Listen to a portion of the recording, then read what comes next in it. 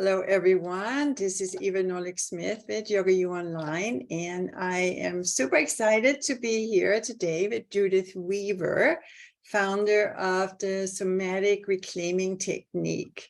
Judyth is truly a pioneer in the study of mind-body integration and its many applications for our psychological well-being and health.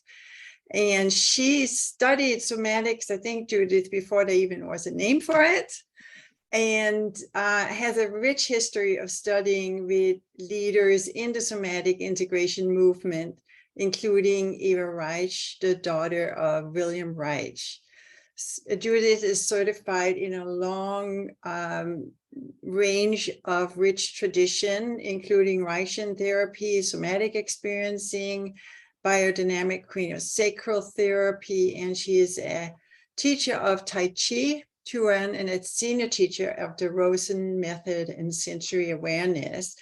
And Judyth is the founding chair and creator of the Santa Barbara Graduate Institute PhD program in somatic psychology, and has been a teacher there for many years, and she helped found the Tai Chi program at Naropa Institute in Boulder.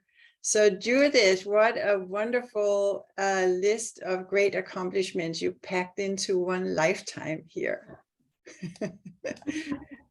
So how did you get started down this path? What got you interested in this work? Well, I didn't get interested in this work because this work didn't exist when I was first interested, as you say. I had a miserable childhood. And, like so many others. Yes, right. And for me, I discovered later really that I really needed to move, I always wanted to dance. And so I went to New York City to become a dancer after I graduated high school and all of that. And that was 1957. Mm-hmm. West Side Story had just opened up on Broadway. That's how far back it was and how exciting it was. And after years of studying and dancing in New York and San Francisco, I went to another passion of mine, which was Asia. And China was closed to people from the US at that time. And I wasn't sure where Tibet was, so I went to Japan, which was perfect. And I studied dance there, Japanese dance, kabuki, no, all that stuff. And then I entered a Zen monastery. I've been studying Zen and Buddhism on my own for years and years and years. And after 3 years, when I returned back to the United States, it was like I really needed to combine everything that I had done. And it's interesting because when I first got to the monastery, the abbot, who was enlightened enough, it was a monastery for men, but he was enlightened enough to really believe that all people were really Buddhas and that I could stay if I could do the right thing. And he asked me what I had done. And I said, oh, I had been a dancer. And he smiled at me and he said, now you will learn the highest form of dance, movementless dance. And I thought, okay, that really sounded good. So, but when I came back, I really needed to combine the movement of my life that meant so much and really saved my life when I was younger, and the non-movement, the stillness, the centeredness that I had found in the Zen monastery. And I studied with various people, Mary Whitehouse, who was the founder, the creator of authentic movement. And I also found the Tai Chi teacher I had been looking for years. I mean, the people I went to beforehand, there was something, it just didn't feel right. But when I got back, Chen Manqing was in New York, and he was the one I was introduced to and started studying with him. And then the work of Charlotte Selvert and Charles Brooks, which she called sensory awareness. Her teacher in Germany was Elsa Gindler, who never named her work. She just worked with the whole person, as she said. And so it was that awareness, that connectedness. And for me, sensory awareness was something like the Zen monastery without the bells and the clonks and the rituals and everything. So it was really wonderful. And I was eventually a single mother with 2 children, and I really needed some therapy. And none of the therapies I had done when I was younger had really meant anything to me.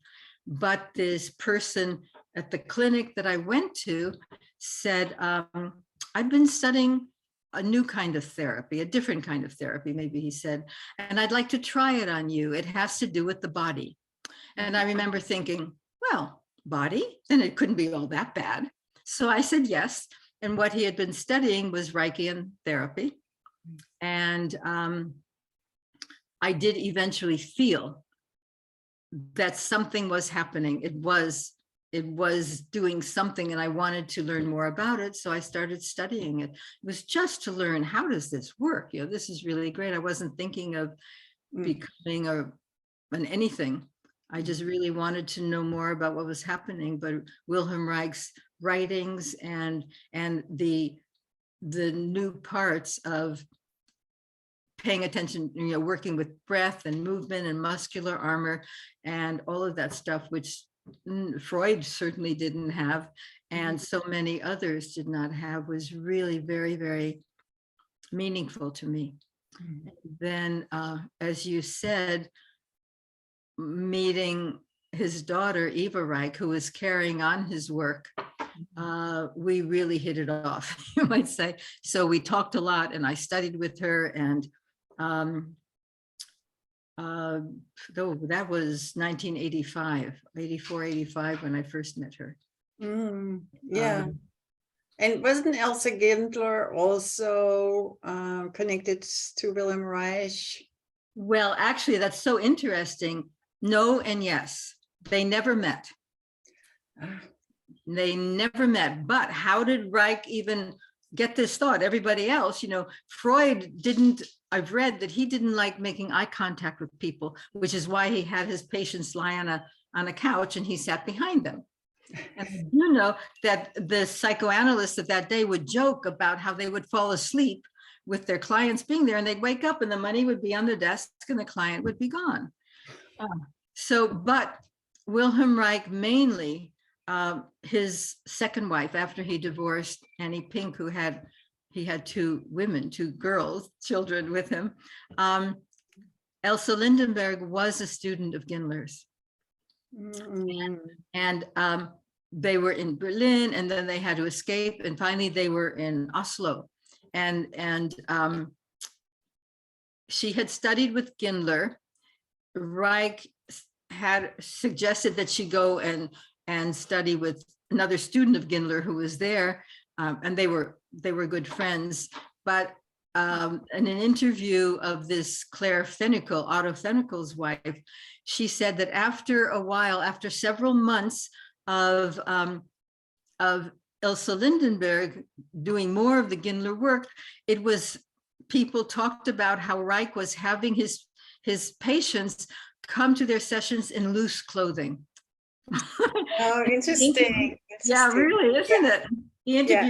The interviewer said, "What, loose?" And she said, "Yeah, so they could move around and get comfortable and lie on the floor and everything." And that was the beginning. Yeah. And Elsa Lindenberg, his second wife, was the love of his life. Is that correct? Yes, very much so. Yeah. Although he escaped to the US and she stayed in Norway. In Norway, yeah.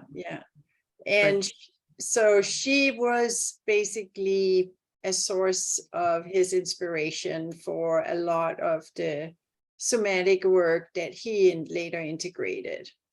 Yeah. And even before then, Eva told me that her mother and father and their best friends, Otto Fenikel and Claire Fenikel, again, a student of Freud, they would go on hikes in the mountains and picnics on weekends.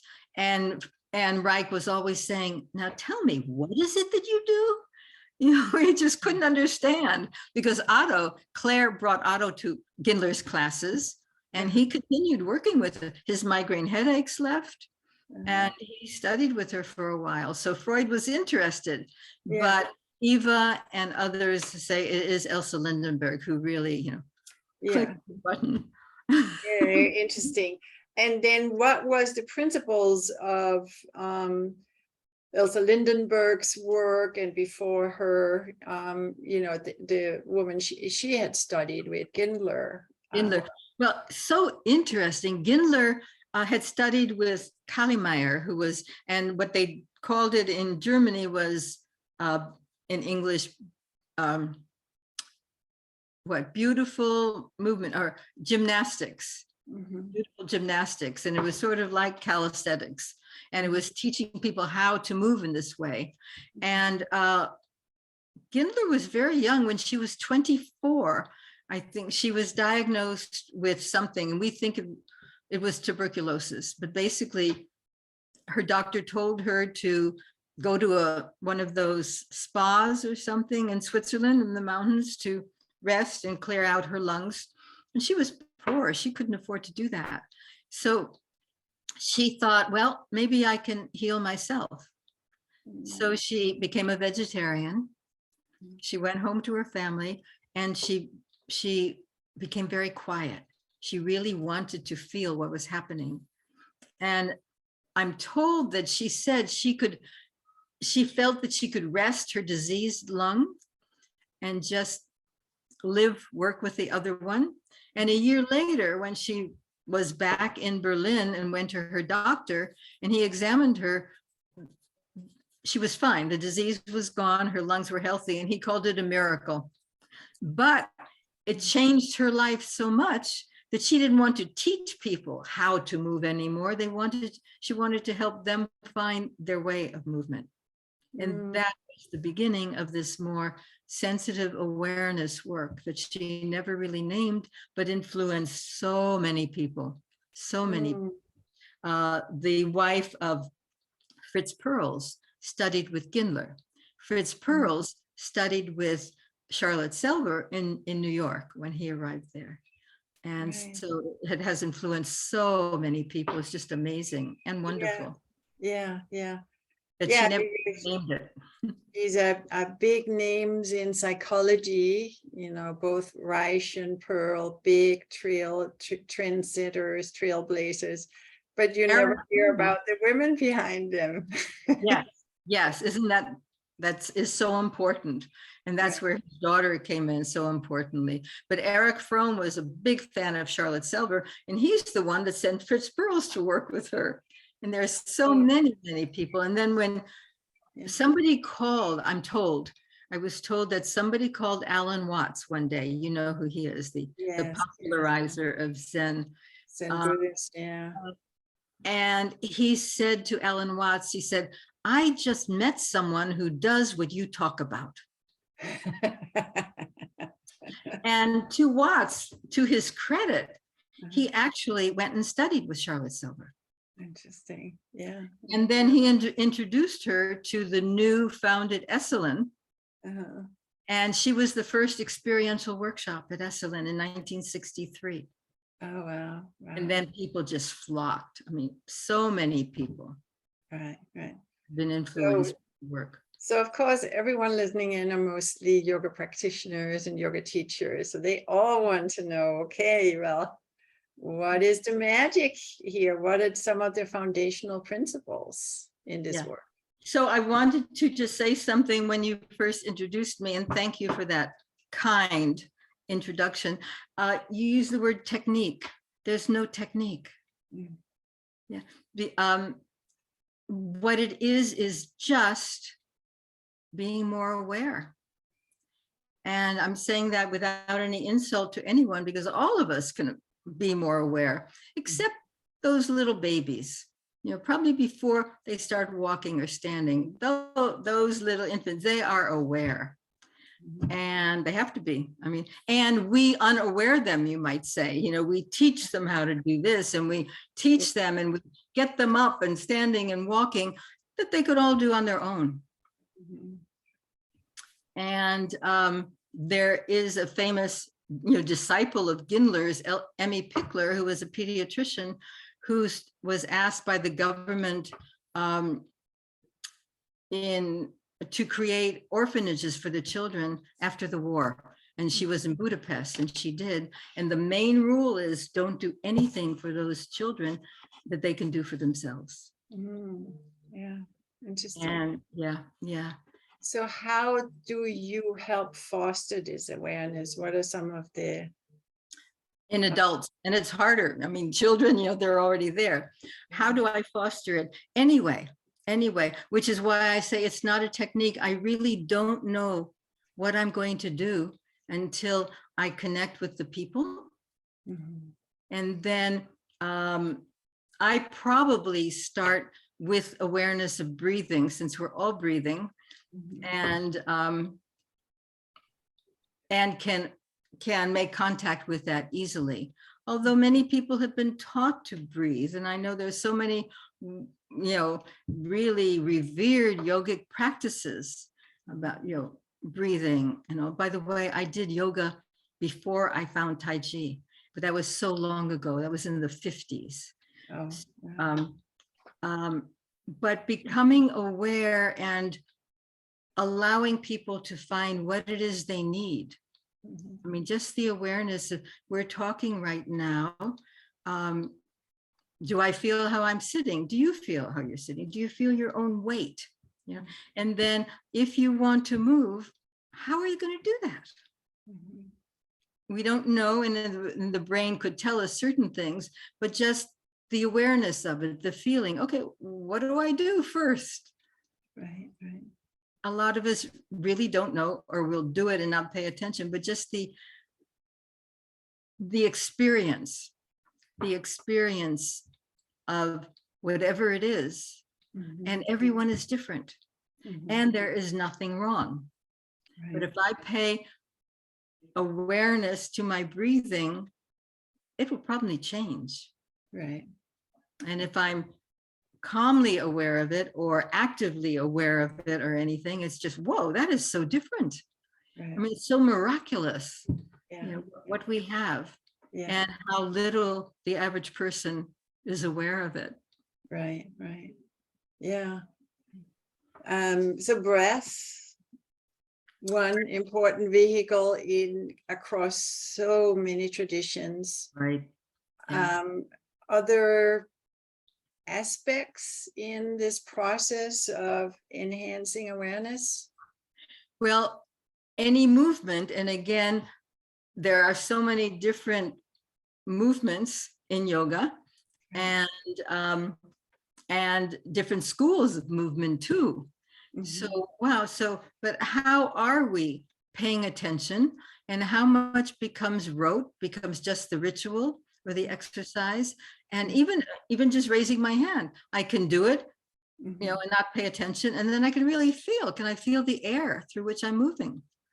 Oh, I hadn't felt that a minute ago. And the air in between my fingers, it's so full. We are so blessed to have so much, and we don't pay attention to so much of it. So my thought in agreeing to come here, thinking, whoa, I haven't done yoga in what, 50, 70 years. But the awareness, the beingness of everyone can be anywhere at any time, no matter what we're doing. So my hope is that this work of sensory awareness, or sensing, or what I call somatic reclaiming, it's so many of us have been patterned out, or taught out of what we really normally do, and it's just really to reclaim our natural processes. When you see a baby reach for something, they're fully, everything is reaching for that, and we just go out and take it and don't pay much attention. There's so much experience and pleasure that we can access ourselves to. One of the key concepts in William Reich's work was this idea of muscular armoring, and that being, in a sense, the physical patterns that tend to keep us trapped in, mental limitations, mirroring mental limitations. Is that something that fits into your work with the somatic reclaiming that you are doing? It does. It does. I thought he was brilliant in what he did. And interestingly enough, I mean, he has, what are they called? Segments, physical segments of working with. And of course, the pelvic segment is often very, very tight. The first segment he would work with is eyes. Interesting. Yeah. And when you think when you work with somebody and get them to move their eyes or see without looking, there's a tension in looking. What's the difference between seeing and looking? And we do that a lot in the sensory awareness work. What happens? There's something that happens throughout you if you're able to to feel it, to experience it. And then the next segment being the mouth, the jaw. How many of us, and what else does that relate to? Does the tightness in our jaw relate to the tightness in our pelvis or anything? But going down from the top, he was really, really brilliant about that. And no one else I know in the psychotherapeutic field has done anything like that, except the ones who have taken from Reich, and there are so many, and it's so wonderful that so many have benefited from it. Yeah, and his tradition seems to be fairly alive today, more so than most people realize. You said you're giving a conference next week, or you're speaking at a conference. I'm not giving it, no. Speaking at it tomorrow. That's wonderful. Yeah, and that this time it is on the derivations of Reich's work. So I couldn't even name them all. I mean, somatic experiencing, Peter, studied Reichian therapy and with Charlotte Selvert, sensory awareness, and that goes so much into his somatic experiencing work. Right. But he's not even presented in the Congress because they have so many other people who want to present.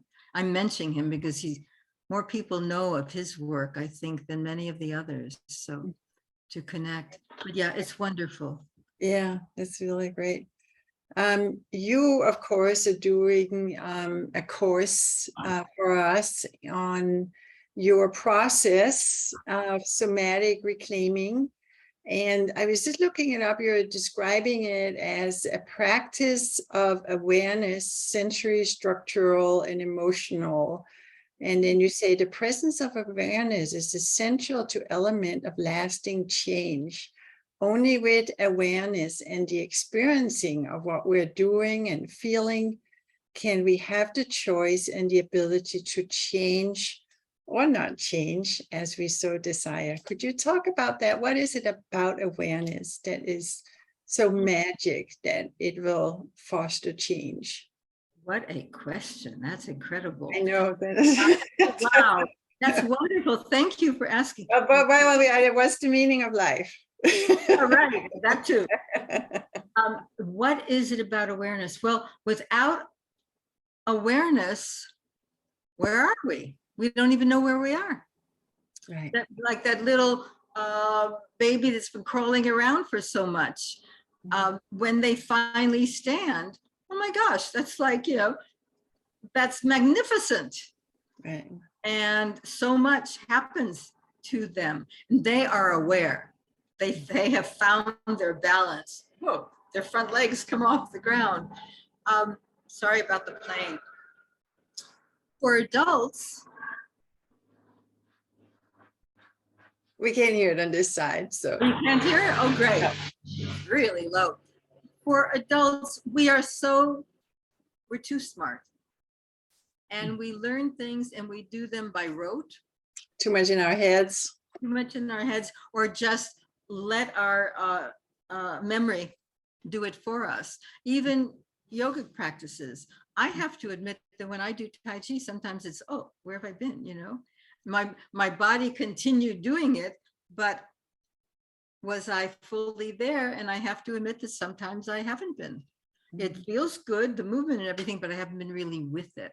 So I think awareness is one of the most important elements that we can enhance our lives, in any life, no matter what we do. Right, right.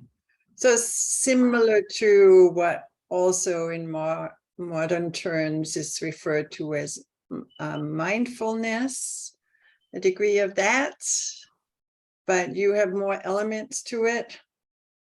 Yeah, that's so interesting. Yes, I think, well, one of the last times I saw John Kabat-Zinn, we shared a taxi in Kyoto, Japan, and we were laughing about it because, I mean, he is so well known for his mindfulness, and we admit it, we're doing the same thing. He's the one that got famous and rich, and I'm just doing it, which is fine with me because that's what I prefer anyway. But it is very, very much like that. It started, I mean, Gindler started her working in, in the 20s, 1920, 1917, I think, was her first course that she gave. Yeah, wow. So it's been a deep and not very famous practice for a long, long time. Yeah. Is it meditation? Yeah, could be called that, but there's so much more. I mean, with meditation, we're usually sitting and then sometimes walking. With yoga, there are the postures and everything. And with Tai Chi too, it's the practice. With sensory awareness, it could be anything. I have people walking around here in the woods with their eyes closed. And sometimes we go a day without words, without speaking anyway. The words are probably still going, but just to really pay more attention to our senses, our various senses, and what they do and how we do to them. So that's the neat thing about sensory awareness not being a technique. You can do anything you want. Right, right. And, alone, a lot of work is done singularly, and then there's partners and groups and how we live everywhere. Yeah, that's beautiful. Great. So tell people about the course you'll be offering and what you plan to serve up for us.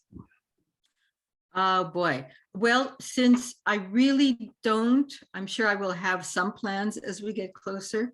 Right now, my mind is all on the right conference, but mainly when I do it in a class, in person, I don't prepare. I just come in and see the people and where they are and what they need. And I'm so glad I don't have a practice that I have to go through, because I would probably break it. But then it's what I see the people doing and how they respond. So in these 3 sessions, the workshops with you, there will be back and forth, because I would ask to hear anything you want to say, anything you want to question, anything you want to share. And that usually tells me where this person, but probably not only that person, a group of people are, and then we go from there. It's about living, and it's totally, and so it's how. It's not what, it's how. And there is nothing is wrong. So somebody can say, I didn't feel a thing, or like me, I fell asleep. Yeah, fine. That's what you needed. Yeah. So that's fine. And how do you feel now? Right. Yeah. Questions. Yeah. Everyone is different. Right. Wonderful. Well, I can't wait. It sounds like it will be a real treat.